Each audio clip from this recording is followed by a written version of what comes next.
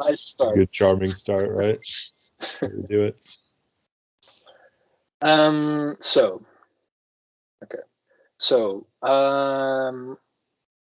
Yeah, like I said, I listened back to our recording a couple times, and especially the part. Well, I think a main theme was you were trying to get me to see that there's a difference between the objective worldview truth and the subjective. Well, yeah, the subjective world. My language was you have like a formal structure of how you view the world, then you have like your true, actually instinctive belief about the world. Yeah. And so there, what's outside you, that's actually outside of you, is what you were saying. It's separate from. It would be there if there's no human consciousness, for example. Okay. I think I'm conflating a few things, but just go on.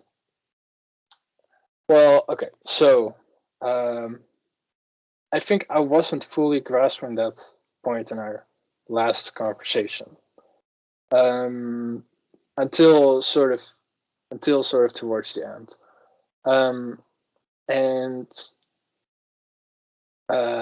we talked about it on Messenger about the Santa Claus idea. And you had the example of pine trees, which are sort of separate from human existence, and a Santa Claus which is not separate from human consciousness. Mm-hmm. And well, one of the thoughts that I had was, I had a couple of thoughts. So, atheists that criticize religion, like there's some slogans that are like, "Oh, God is just your cosmic sky daddy." You know, he's just this old man with a gray beard sitting on the throne somewhere else. Mm-hmm. Like that's sort of like a unintelligent slogan. Except I was thinking, is it really so unintelligent? Because isn't that kind of what Christians believe? So this is what I want to get into. We talked about the physicality of God was a timestamp even on the video. Right. Even though we don't mean it actually physically, but like you mean it, having tangibility in a sense, being real, not just an idea. Yeah, being real, not just an idea, and then being real in some sort of delimited fashion. I didn't explain that word early enough, because you were talking about God could be in a sandbox, make a skyscraper from nothing, and then I said, well, that would make him delimited, because then apparently he would be in some way spatially almost related to the skyscraper because he makes it outside himself. But we can leave that aside for now. Jonathan Peugeot said it in a nice way. He said he asks Christians, when Jesus went up to heaven in his body, where exactly did he go? That's a great question. Yeah, I thought that was a good way of putting it. Mm-hmm. So I thought I would put that question to you. Oh, gosh. Well, because this is what we're trying to figure out. Like, what is God's ontology, right? His being. Right. And then later I want to show you a little bit of the first debates between Peterson and Harris, where Harris asks Peterson, what is God? And he gives this whole definition. I wrote it all down. Okay. And then we can go into that because, yeah. But I'll put this to you first. Do you understand what I mean with that Peugeot question? Yeah, I think so. Because I think what a lot of Christians kind of just imagine is that Jesus started rising physically. So he traveled X amount of meters into the air, his body, and then it says clouds covered him and they could see him no more.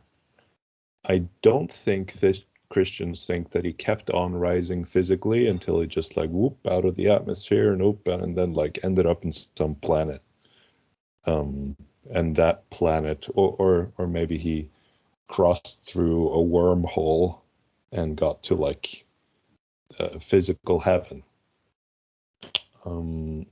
what I think most Christians, and what I also, I mean, I would not stand for this question, strongly at all, but since you put me on the spot, he rose up, and after like the clouds hit him physically, I think he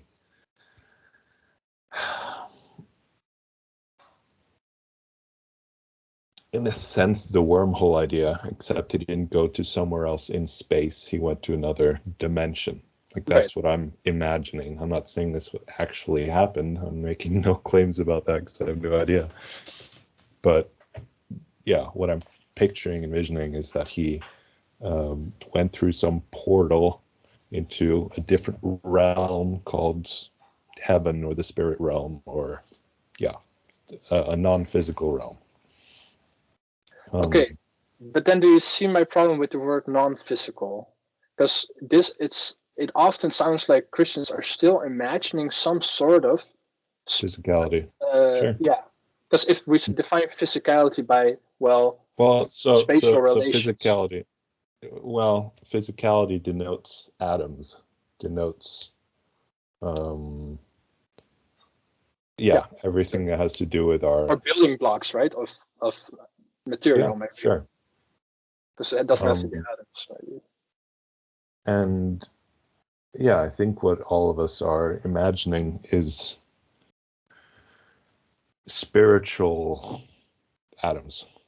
So exactly. The exact same thing, except of another category. Yeah, exactly. Yeah. And so that's why I said, like, you could do physics in heaven, but it would just be spiritual physics. Except or spiritual that chemistry. Except that I guess what we're imagining and what the scriptures seem to suggest, although probably very allegorically, is that, well, there will be life exactly like now in terms of the physics, but just everything will be ethically and whatever else perfect. Yeah. But no one's expecting physics to change much, except maybe we can fly at will or some like weird, whatever. But like, the laws and rules physically in this categorically different physicalness maybe aren't as rigid as what we're experiencing here on Earth. There might be more like, oh, well, this doesn't serve the purpose right now, so let's just fly. Or so it would be actually pragmatic. Like it would be like maybe. actually in line with all truth. So in terms of like that's a statement to throw out without any explanation. Well, that's so reality will finally be actually in line with truth, except as currently physical reality isn't. Yeah, because I would say it's muddled by consciousness. Oh gosh. Or like by untruthful speech. Like that's what Peterson even says. Like the world's created through the logos. So truthful speech creates order out of chaos. Oh, gosh. So if you're fully in truth, that's the fully ordered. It's like the ultimate pragmatic world. Yeah, I'm just saying that like subjective things like speech, meaning, all those things typically have zero relation to physicality. Not in the the way I speak and feel and experience things have nothing, don't affect physical laws at all. Yes, so this is again that distinction. Yeah, okay. Yeah, I think we discussed it in that once, and I agreed with it. I'm still trying to figure out how this whole, because how I said, like, most philosophers are not empirical realists. Most of them are some form of idealists, which is right. the idea. The most part I think I might object to, but I googled it actually, because I wanted to make sure. They have an international overview of which philosophers. So the philosophical field is called philosophy of science, which is also the course that you took in your first semester. Mm-hmm. And the current state of philosophy of science is that idealism is the most accepted. Idealism in the sense that you understand it? Um,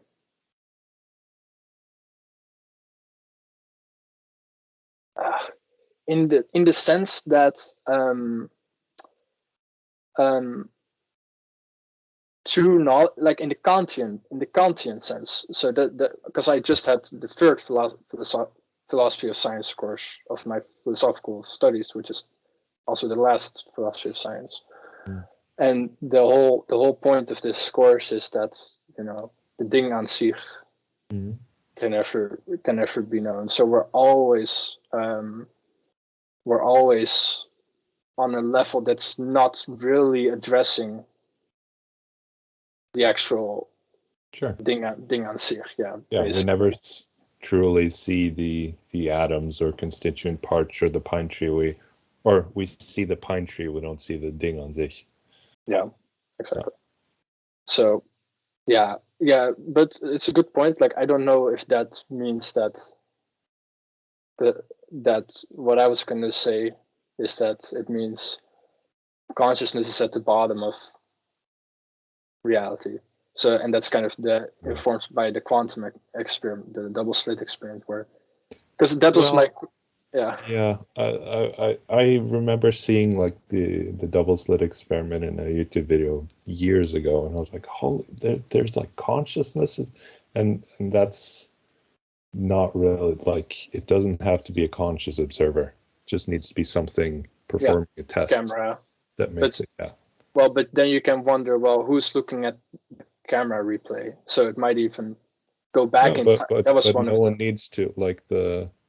But you do need to in order to finally say. The recording can be made without anyone looking at it, and the behavior of the quantum particles will change. Yeah. Oh, okay, that's interesting. I didn't know that. So it's like, if you're trying to analyze, a piece of, a crumb of bread, you put it into like an analyzer, and then it, and it comes out, oh, there's flour and in order to, or maybe this is better, if you have a solution, you put like a litmus test into it, and it comes out, oh, this is acidic. What has happened is that a tiny portion of the acid in the thing has reacted with the strip. So if there was only, for some reason, obviously this is a uniform solution, that's typically always the case, but if somehow this was just the tiniest bit acidic, and somehow these acidic, H3O plus particles only sufficiently interacted with the strip so that the solution was no longer acidic, because all of the had reacted, then the measuring of the solution interacted with what was being studied to such a degree. Like, you always need to withdraw information in order to test something, in order to observe it, and so when you're dealing with quantum particles, you're basically, it's impossible to interact. You don't affect them. It's like you're taking a gigantic, like, a litmus test that just like absorbs way too much, so that the thing you're studying with this wouldn't be the same result if you studied it again, because you're affecting it. Does that make sense? Yeah, although I don't really see how the example of the litmus test taking out the acid maps onto the the double slit experiment. The superpositions.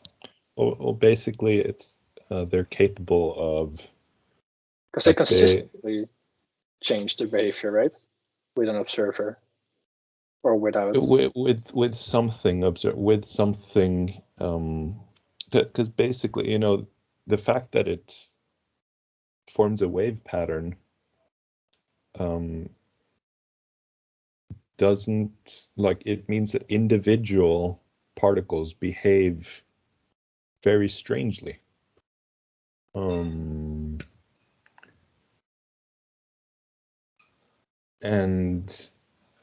it's part of its properties to be in such a, I mean, obviously I haven't studied physics like this, But when you try to account for a specific movement, it stops behaving erratically, and begins to behave more in line with,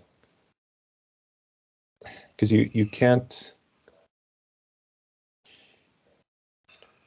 like, you can limit its scope of expression, but you can't widen it.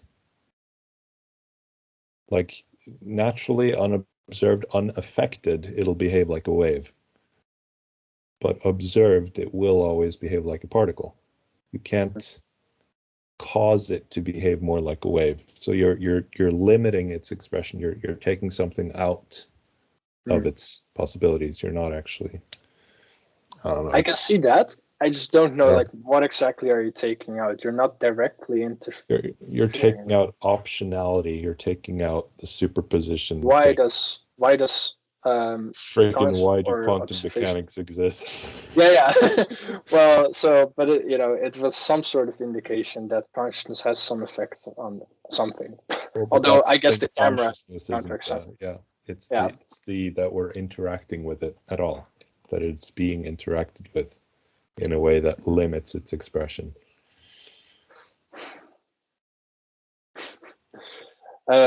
Okay, well, maybe. Okay, so let's leave that aside then. Yeah, for real. So, so the idealist notion we were talking. Oh yeah, in philosophy, what there's. Oh yeah. You were saying that consciousness is at the bottom of existence. I'm like, Yes. So I had this. Okay, I think I will say this first. So, well, we kind of got somewhere with that first discussion about Jesus going through some sort of wormhole into some sort of spiritual. Except that's not a truth claim I'm making. But it does seem to be how most Christians at least envision, Sure. heaven. Well, one thing that may need to be said there is, the difference between, because you said, well, the Bible says, but I would press you on that, like, I would press you on that. I'm saying the Bible describes that, but probably with that's the whole allegorical imagery.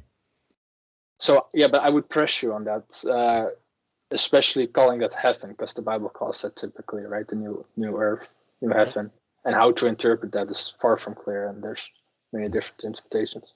Yeah. And so the current heaven, like, the Bible doesn't say a lot about the current heaven.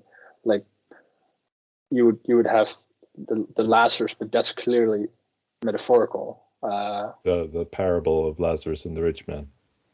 Yes, and then Abraham's bosom and stuff. Yeah. Yeah. So current state of heaven.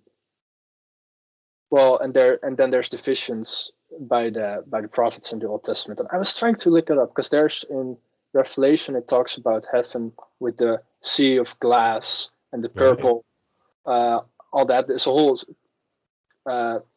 visual description of heaven, and that's actually an exact copy of an Old Testament text, which I should have just looked up the cross-reference in Revelation. I was trying to Google, the text of where is it, because I think I read it in like Deuteronomy or something. Like Moses had that same revelation. Well, there is that one where not only Moses but also elders of Israel went into and like sat down at a table. Oh, that's it. God. Yeah, right. It's like that's Exodus 30 something. I don't know, around there. Okay, maybe Numbers. Frick. Yeah, I thought it was Deuteronomy because I remember from, but I'll have to look it up. Yeah. So there's some sort of description of what heaven is like. There's not much else. Or that was just something physical that God created specially for this occasion. Right. Okay. So yeah, because the point I would want to go into is what else would we picture God as? I would suggest we have this sort of physical spirituality, which we just sort of defined, talks about. That's one option. Yeah, one option, sure. Then there's the completely sort of integrated into reality idea, which Peterson talks about, and which sort of Peterson sort of hints at. Okay. With a lot of things. That's another option. there seems to me to be not a lot in the middle except mystery. Sure. So I'd say that's the most orthodox position, is mystery. yes, with a lot of symbolism. Sure. And the symbolism serves a purpose. But it is the mysticism. No, not mysticism, but like mystery. Like we just don't know. So, and that's fine to not know the specifics of the ontology of heaven. Yeah. Well, for me, being a non-believer, short of whatever that means at the moment for me. There's something weird, man. Yeah, I'm considering these different views, right? So, and I was writing about this, and I was thinking, okay, what exactly is my problem with that whole physical? Because that's what I was pressing you on as well in our last conversation. Like, why do you want it to be physical? And you said, well, it has to do with autonomy. That has to be autonomous. That's why you have to be physical. I really dislike you using physical, but it's fine. We talked about. You know what I mean? Yeah. Yeah, I do. Yeah, but yeah. This physical spirituality sort of. This one option that we laid on the table. Yeah, he needs to be separate from humans. Needs to have an existence independent of us. Yes, that's the important part. So, and the point I was trying to make was that he is separate from us, even on this view, where on the completely not metaphorical but symbolic, I think it's a better word, view. So I couldn't see what the added value was of the sort of the physical view, physical spirituality. I couldn't see any added value except because it would clearly make him autonomous, but it would come with so many problems. Like sure. Like we couldn't explain any of it, and if the autonomous part could also be, what do you call it, conceived of in the symbolic view, then I don't see any use for the spiritual physical. Okay. So how the freak would you get an autonomous God if you pick a symbolic lens? Okay. So I want to show you the. You're gonna bring up something you've pondered.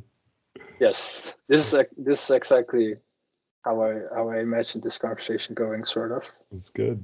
Except with all the tangents. Right. Yeah, that was bad. No, they were good. I'll share my screen. I wonder if the recording is able to. I can see part of it. Can you see YouTube now? Yeah, see the whole thing. Great. Brett in the middle. Yes, Mr. Weinstein. Weinstein. I don't know. No. Can you still see the YouTube? Yeah, I see. Okay, because I have something else open. Okay, so are you okay with this, by the way? Sure. I don't know what you're doing, but yeah, I'm just gonna show you 3 minutes of Peterson. Okay. Ish. So this is the point where Sam Harris basically asks Peterson the question that everyone always asks Peterson, like, what do you believe? Do you believe in God or no? And Peterson always says, well, what do you mean by, Yeah. Okay, so this is his answer. And I guess the point I'm trying to communicate with showing this is that this is the use of or this is partly this really contains how God would be autonomous if he were only some sort of pattern in reality. And two, this is this to me feels like a really good description of what a spirit is. So when we talk, my argument would be that Christians really have no idea. It's the mystery thing, right? Like we don't know what spirits are, whereas here is a real clear description of what spirits are. So this to me sort of gets rid of the need for the mystery label. Although of course ultimately, like the ding an sich, we still wouldn't know. But this fills in a lot of the space. Okay. so I'll show it to you.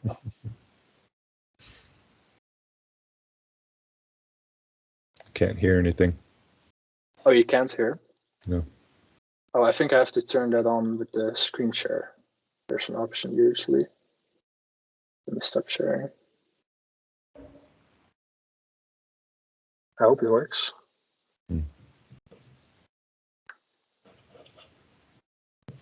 Yeah, I think another fundamental disconnect between us is you're talking about usefulness, and I'm wondering about accuracy. Because for you, it's kind of like, or here's my assumption, is that you've kind of given up on having a precise understanding because it's kind of impossible. Therefore, let's just settle for like the most useful thing that helps us organize ourselves in the world most efficiently, which is the best we can hope for. And also, you're partly inspired by Jordan Peterson's, if something is useful, then it's probably true thing. Or if something's detrimental, Well, the whole it's probably pragmatist, untrue. whole pragmatist notion, yeah, because that is that is the way I approach truth, is in a pragmatist way. Although I guess like if you're non-religious and you're looking at what religion to believe, you're not gonna look at, I would say, like what is most true in the terms of like correspondence tree, because it will always be there's no, for example, that's also what I was trying to work out. I was writing about it. There's no objective scientific proof of God, so that's out the window. Okay. There's no, well, you would raise miracles maybe. Yeah. Okay, so leaving that aside for a second, I would say, so there's no scientific, and I'd have issues with that, I guess, but there's no scientific proof of God. There's no rational proof of God, like even William A. Craig and all the apologists say. There's no proof, no. Yeah, and even all the deductive arguments, even if they are all true, they don't necessarily need to lead you to conclude that Christian God exists. No, that God exists in general, even. Like deductive arguments never. There's a whole. That's what Graham Oppie, wrote a book about. Okay. But anyway, that's what Craig says. So science is out the window, logic is out the window. So all that remains, is faith or subjective. Yeah, like pragmatist, like utility. But what do you base your faith on? Well, utility is pretty good. Sure. Like would you have any? Well, it's again, if you give up on the possibility of you could ever find truth, satisfactorily, accurately truth, then I think utility is the next in line for picking what you ought to do and believe is right. Like utility is the next best metric. Mm-hmm. Yeah, the reason why that still disconnects for me is because I would call pragmatic truth also a sort of like you could also reach objective truth. So I haven't given up on in the pragmatic. Well, it's so if you find a scientific model that works, I mean, all of our scientific models are there because they work, right? They might not describe the situation accurately, but they describe them usefully. Mm-hmm. So yeah, they're not saying, it's like our old, maybe at the bottom of all scientific laws are fairies carrying out, not just microscopic, but like smaller than electrons, fairies that are literally pushing things around. Maybe that is the real nature of reality. Maybe that's the real basis for everything we call physics, is that these things are fully obedient to like the set patterns that they're supposed to follow. And like none of our models hint at that in any sense. So like we can have functioning models, but they're still not true. We can have effective models help us predict and but they give us an inaccurate picture of reality. So pragmatism, I don't see how, in a sense, you can approach. You can explain the right mechanisms, but you can't provide an accurate depiction of reality by just following pragmatism. You can't say the theories would be absolute. But you also couldn't. So the three main ruling theories in philosophy on truth are correspondence theory, pragmatist theory, and then what's it called? PSP, which is some absurd theory of truth. Let's not get into it. But all the theories are sort of, idealist in that sense that they say, well, if there are theories, we could never know. Like ding an sich, right? Is never knowable. But what you seem to be claiming, is this right? Like you are claiming that ding an sich is knowable. No, I'm saying that God knows the ding an sich. And that I don't think we as humans can ever know the ding an sich. But some ding an sich does exist. And our search for what's true and for the correct worldview is part of searching for the ding an sich. And I think we can approach that, even though we can never completely unbiasedly perceive the thing in itself. Okay, then I don't see how we're not saying the same thing, because I would also say God knows the ding an sich. And so we're pursuing. You don't believe in God. Well, so I should show you the clip. It's a good, here, share computer sound. It will, give me 1 second. This may help, although I doubt it will, because I didn't understand it the first 6 times I listened to it. But maybe it will help. Okay. Just spin it off the top of my head, and so you'll have to excuse me. So, and what I'm going to do is sort of paint a picture by highlighting different things. So now I already made one point here. I made the point that part of the conception of God that underlies the Western ethos is the notion that whatever God is expressed in the truthful speech that rectifies pathological hierarchies. And that isn't all it does. It also confronts the chaos of being itself and generates habitable order. That's the metaphysical proposition. And that's best conceptualized as at least one element of God. And so I would think about it as a transcendent reality that's only observable across the longest of time frames, the longest of iterated time frames. See, I'll pause there for a second. So that's already, so he's saying, I wrote it down even, it's basically truth, a transcendent reality that's only observable across the longest of iterated time frames. Mm-hmm. So it's that view, basically. Yeah? That's his view, yeah. Yeah, so it's basically a transcendent reality. So it's transcendent because it doesn't change. It's not influenced in a sense by, what it transcends. And that's what's observable across the longest iterated time frame. So in a sense, basically, it's another word for another definition of truth.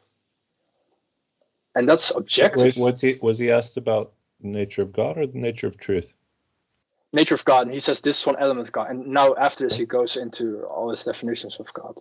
But he says this is at the foundation of the Christian view of God. I don't know exactly how he.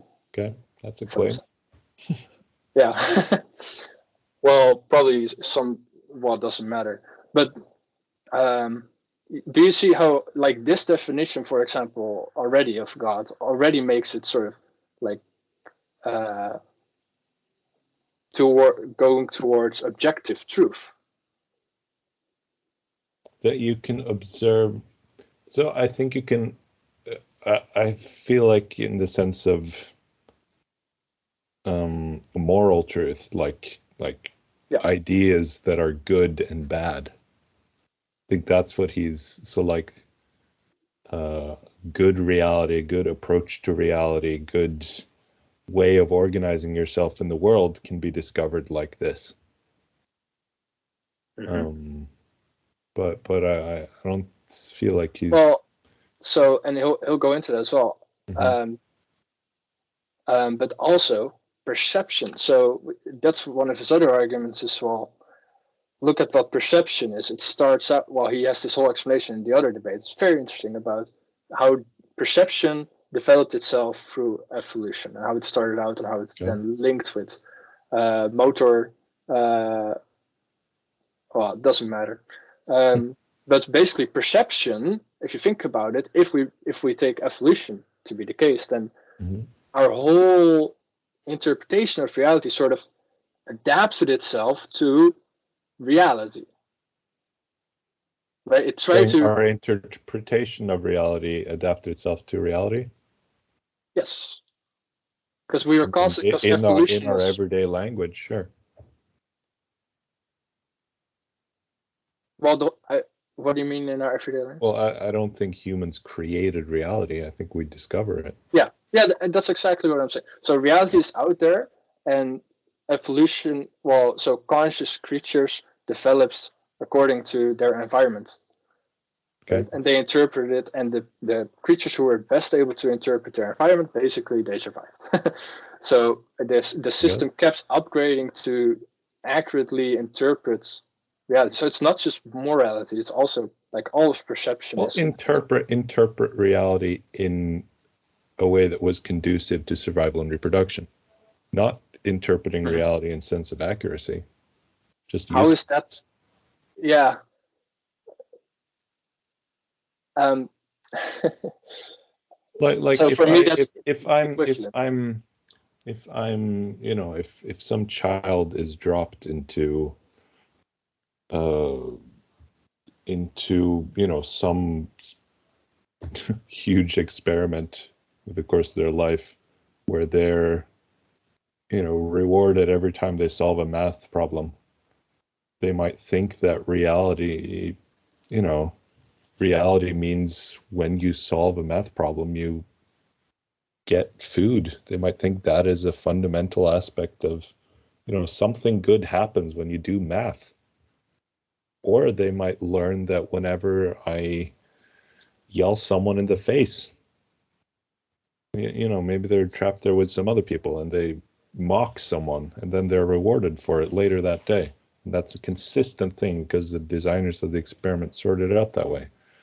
Or, people grow up in all sorts of environments and they learn different modes of interacting with the world that are true. Well, they were effective in them living their lives then.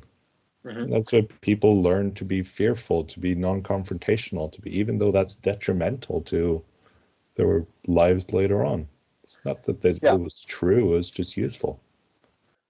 Although that's very short term, right? Like we're talking about our centuries. No, like millions of years.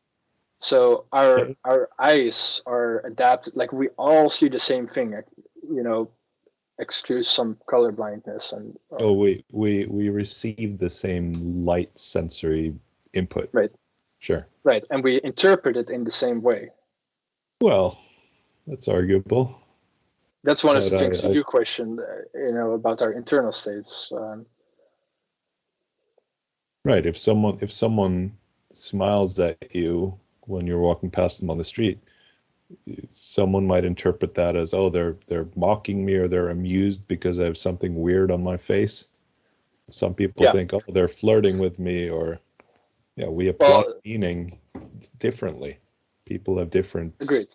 Yeah.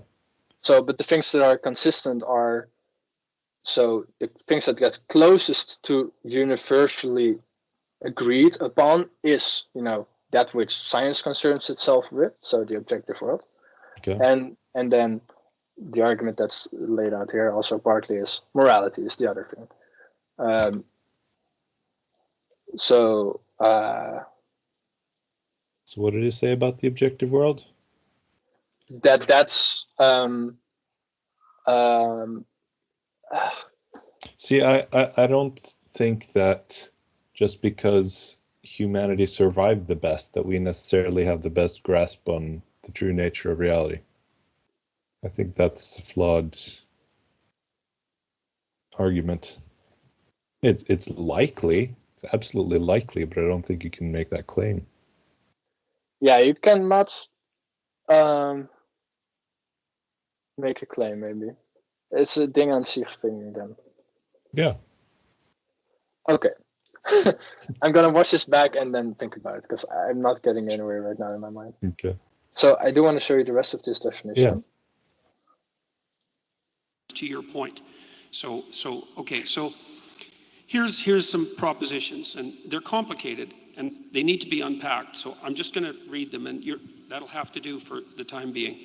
So God is how we imaginatively and collectively represent the existence and action of consciousness across time, as the most real aspects of existence manifest themselves across the longest of time frames, but are not necessarily apprehensible as objects in the here and now. So what that means in some sense is that you have conceptions of reality built into your biological and metaphysical structure that are a consequence of processes of evolution that occurred over unbelievably vast expanses of time, and that structure your perception of reality in ways that it wouldn't be structured if you only lived for the amount of time that you're going to live.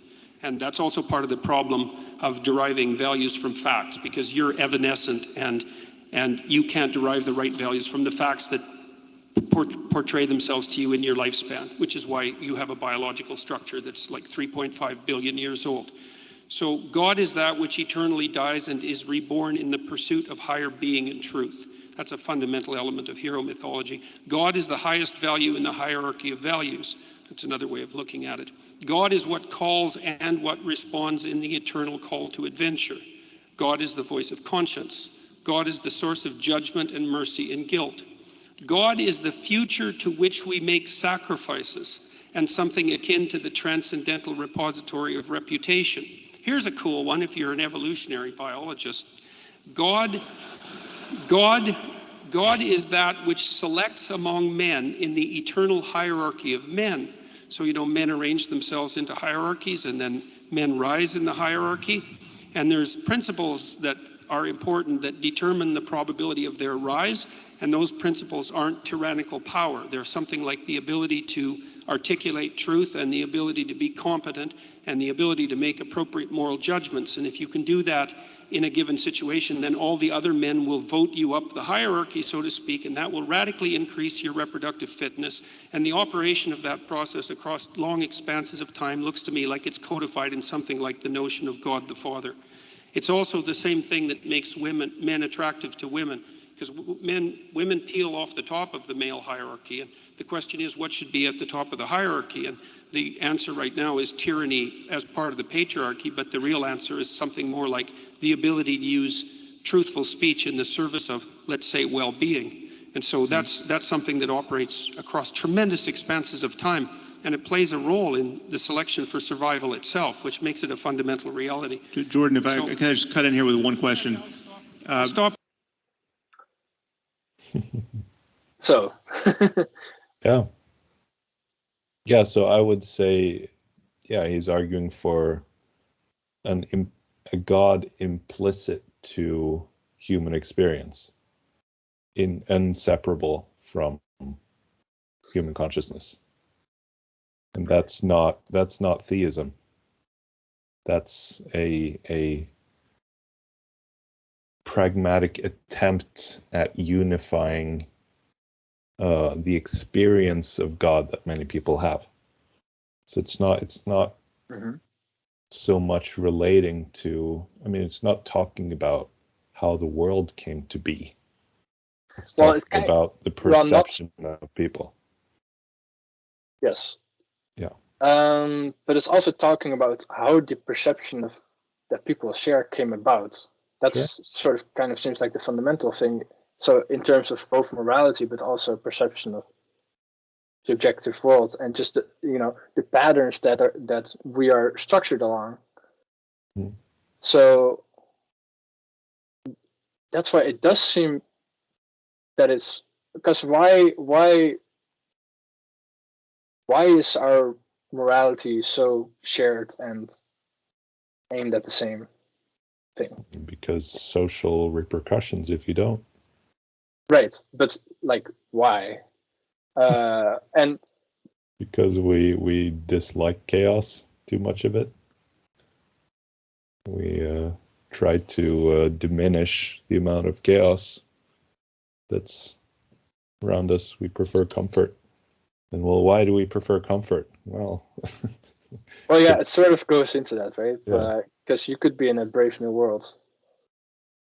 Mm-hmm. That could also have been how we, developed, or maybe we did, sort of.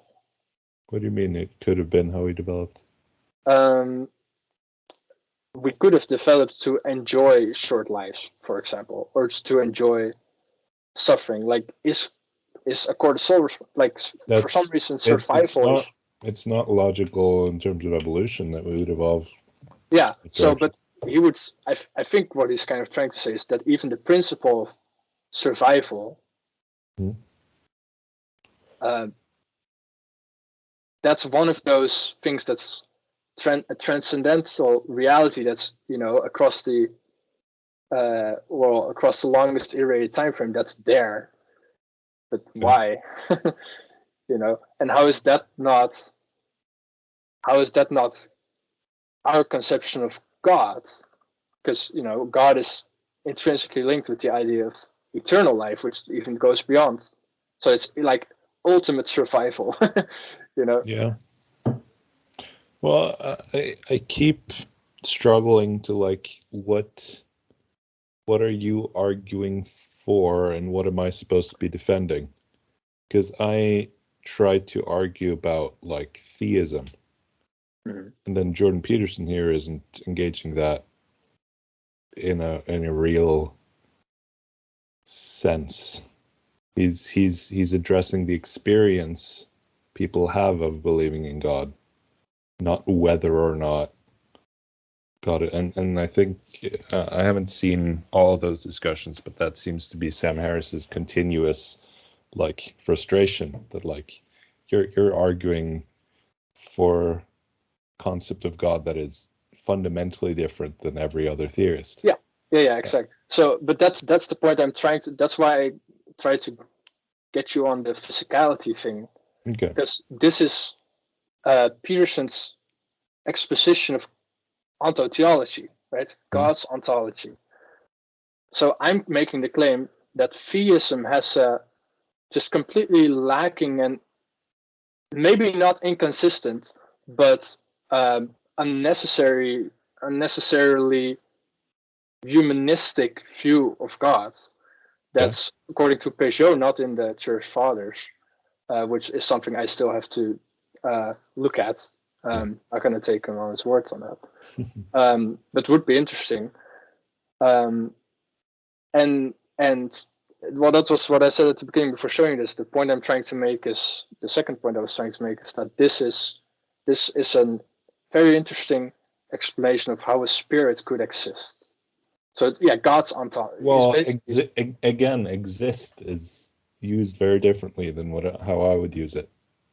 But you would use it,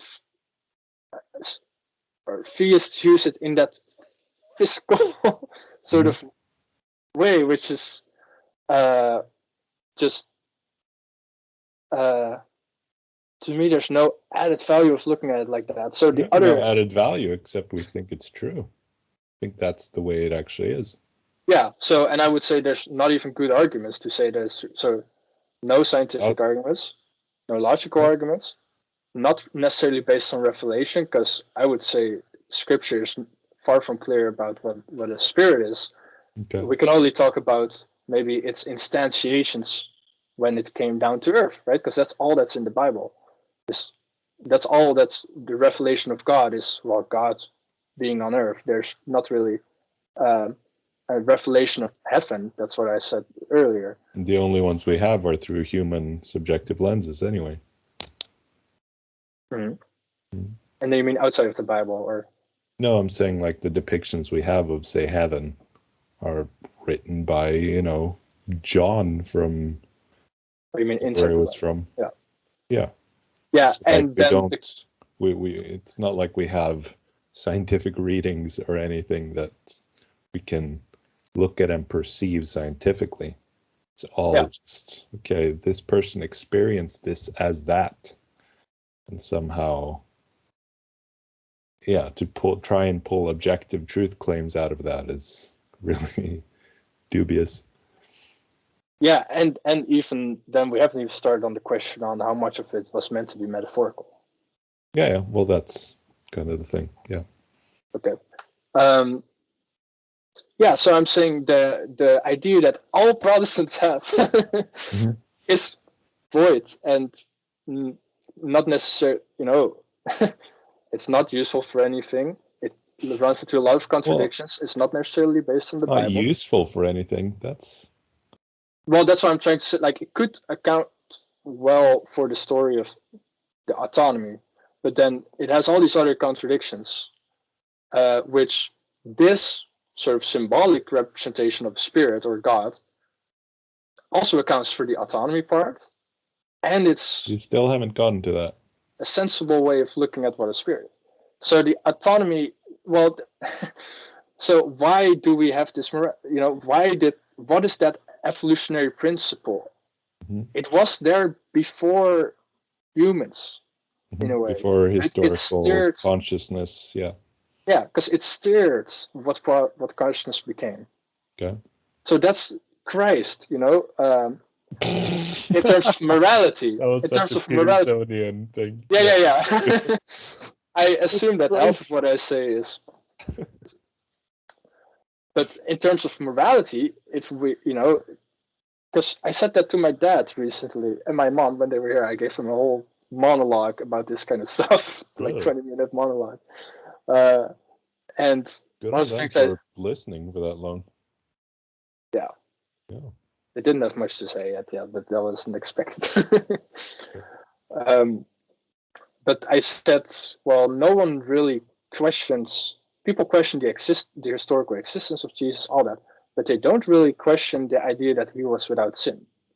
Like, some people think about, maybe he masturbated or had lost thoughts. But no one really, the archetypal idea, but even the historical idea, like most people are without question that he's without sin.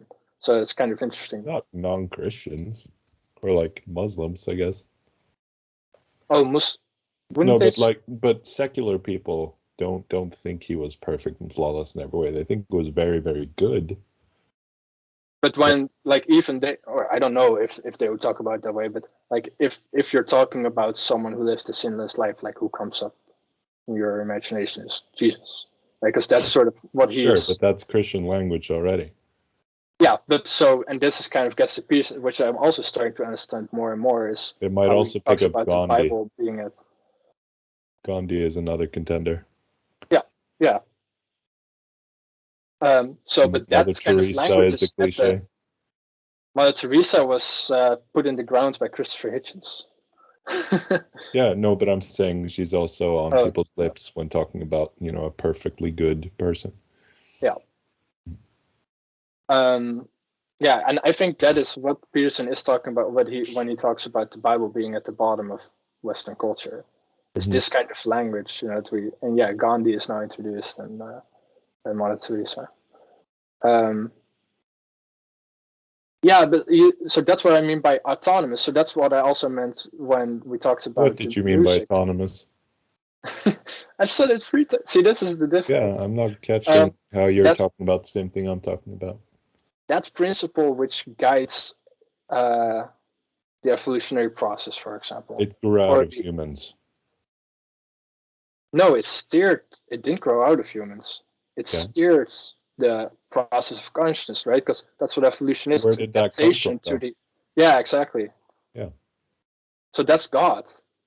That's the eternal, the transcendental reality. God was the source of that being planted in us, but I don't think that thing was God.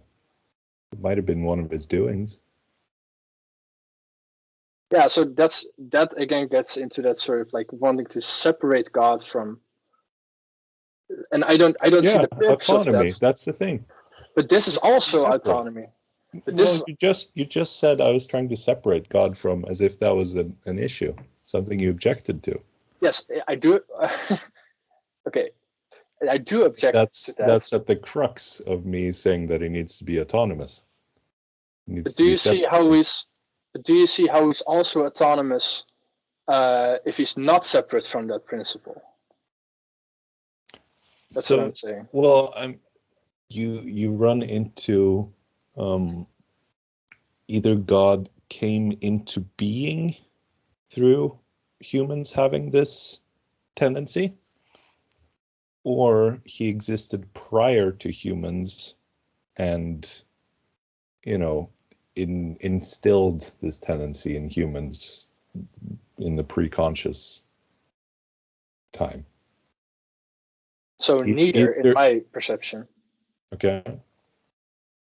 So he's not that which came into existence with humans, right? But he also wasn't before, because the question is, was anything, again, that's the question, like, was anything before there was consciousness? Yes. Yeah, so you say yes, and that's, and I say, I don't know. No, you say that you know, so. You just don't define it as reality.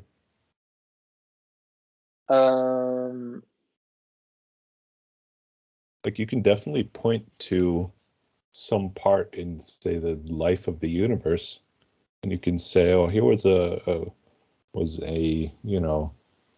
pre-biological era. Here is, some sort of celled organism. Here is where we can talk about something maybe relating to a proto-human.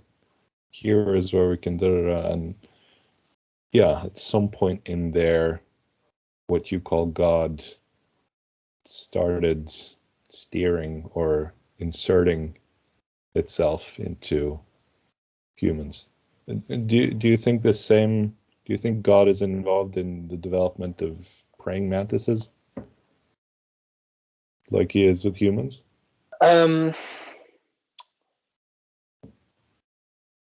a good question.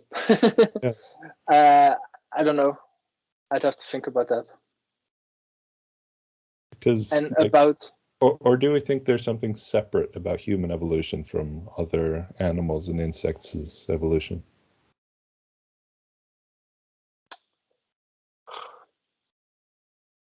Well, it reminds me of the psychedelic experience where everything becomes a part of, like, everything. So in that sense, according to that experience, I would say then that everything is structured according to that God's principle. That runs into issues on the morality front, because exactly a different morality front. Yeah. So morality for a bug is not good morality for humans. Yeah. So that's good objection. Well, yeah. And about the pre-biological era, the counter argument to that is that when you're thinking about the pre-biological era, you're thinking about it through our interpretive system again. Sure. So was it really there before human? Like, what was there? It was not that which we perceive, right? Or something akin to that which we perceive. We don't know that. That's kind of the thing, because we don't have reasons to doubt it. To doubt it being differently. Why would things be differently? The things we can study now 1 million years ago, we can make judgments and guesses about how the world was 1 million years ago, and on the basis of those exact same principles, we can make guesses on how the world was 1 billion years ago. Yeah. Like, the methods are not different. I guess you could say, like, they're all predictions, right? They're not the Ding an sich, but they are, reality.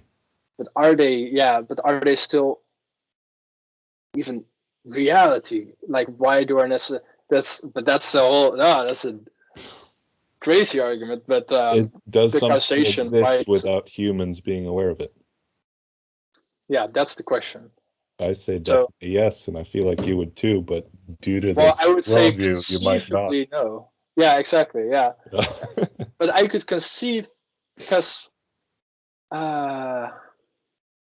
are like it's the inductive problem of causation, like David Hume's thing, where if you push a billiard ball to another billiard ball, and then the second one moves, you can never say that was the first one that was the cause of that. You can always say the first one moved and then the second one moved. But you got to assume it. But you've got to assume it. You've got to assume that that's the case in order to make any sense of the world.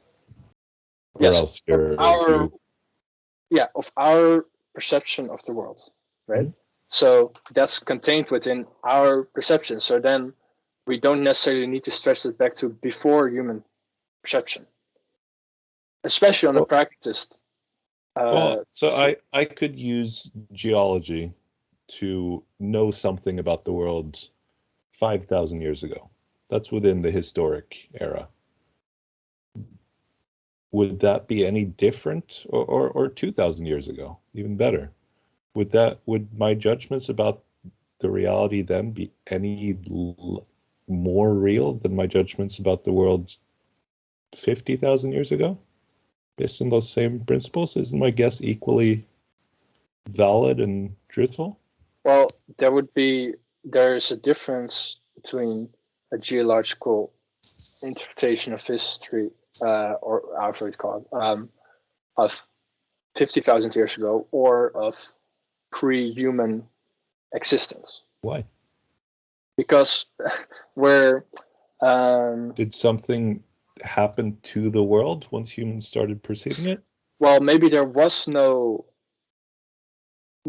nothing outside of consciousness. So that was Berkeley's idea, right? That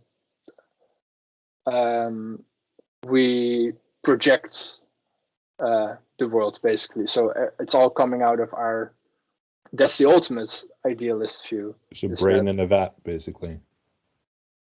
Yes. Yeah. And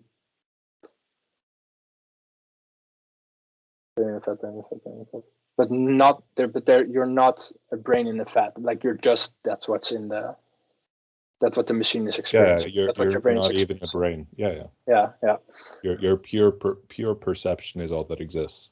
Yes. So it's all consciousness. Right. That's why. So you're not perceiving anything. You're dreaming everything. You are in a live dream. Well, your consciousness. Yeah. Well, your consciousness is generating reality. That's not what I believe, but that's that would be a view where reality doesn't exist before human consciousness, although you could make predictions about how it would be before human consciousness, because we can make predictions about yesterday, but it doesn't necessarily exist before human consciousness. And that's kind of what I'm wanting to say about.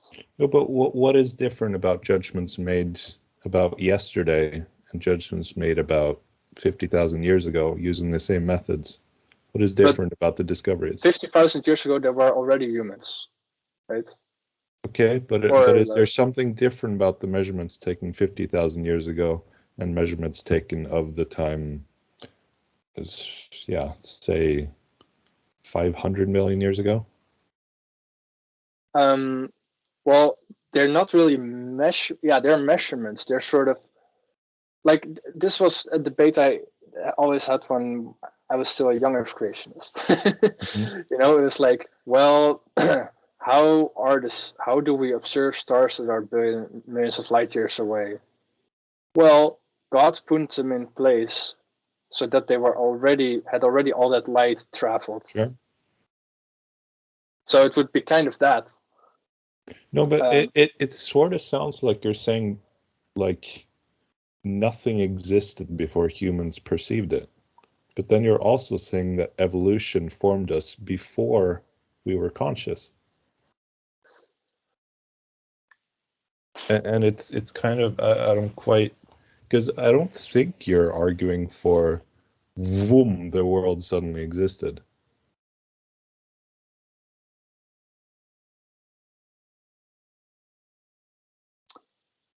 I don't know if I'm if I'm arguing for it. It wouldn't make a lot of sense. Yeah. Well, I can see how it could make sense, but it's not very. I don't think it's what I'm trying to say.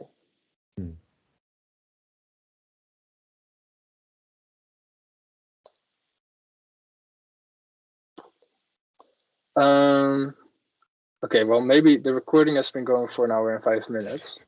I was thinking we can keep Saved them by to the bell. hours. Yeah. I was thinking we can try Yeah, keep them sure. at like 1 hour so they're sort of manageable to Yeah, watch that's back. good. Right.